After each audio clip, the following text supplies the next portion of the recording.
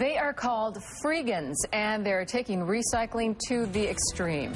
News 4's George Rickard has more in this morning's special assignment. Good morning, George. Good morning. Well, you may have heard of vegans who take vegetarianism to an extreme. Well, Freegans are taking getting free stuff to an extreme, and yes, even their food comes from dumpsters.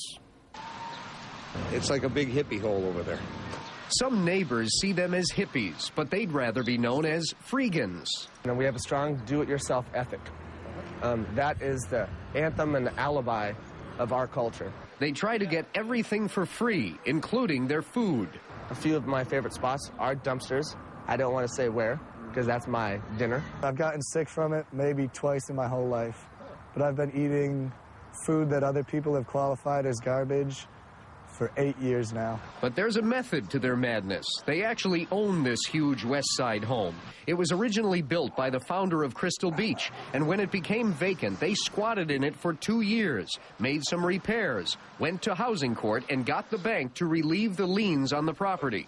So you got it for free?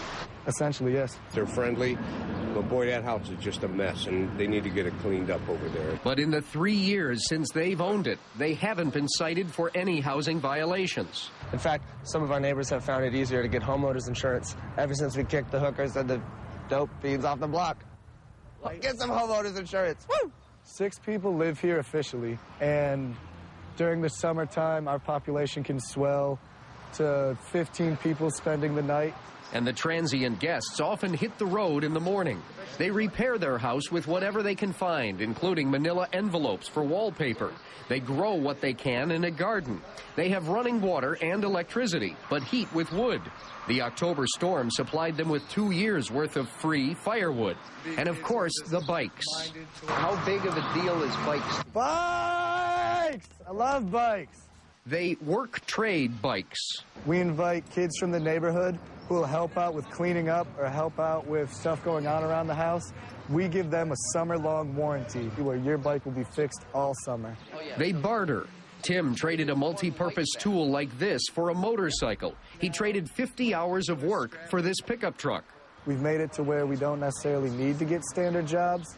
I want to say I'm opposed to it. What I'm opposed to is feeding back into a money economy that doesn't really fulfill me.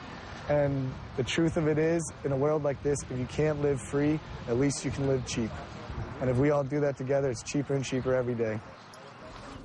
Yeah, it is estimated that Americans consume 2 to 3 times as much stuff as people in Europe do with similar lifestyles. And these guys and gals are just living off of that waste. Now, is this Freegan movement only here in Buffalo, or it's elsewhere? not. You can find things on the web about pockets in New Jersey and New York and California, but the Buffalo group is pretty well organized. In fact, we didn't give the exact address on the west side where they are to sort of give them a little bit of privacy, but if you see it, you'll know you've found it. Well, so are you going to give it a try? Join them maybe for a week? I thought I was a cheapskate, a real cheapskate, but I feel better. Yeah, the food dumpster thing, that would kind of deter me, right? Oh, All right. All right. Thanks for coming in this morning, George. All right.